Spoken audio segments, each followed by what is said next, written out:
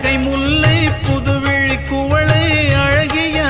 அதரங்கள் அரவிந்த பூவோ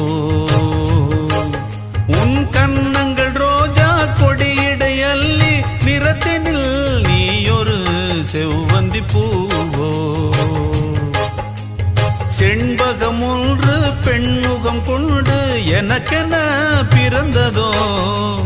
குன்றினில் தோன்றும் குறிஞ்சியும் இங்கே குமரியாய் விளைந்ததோ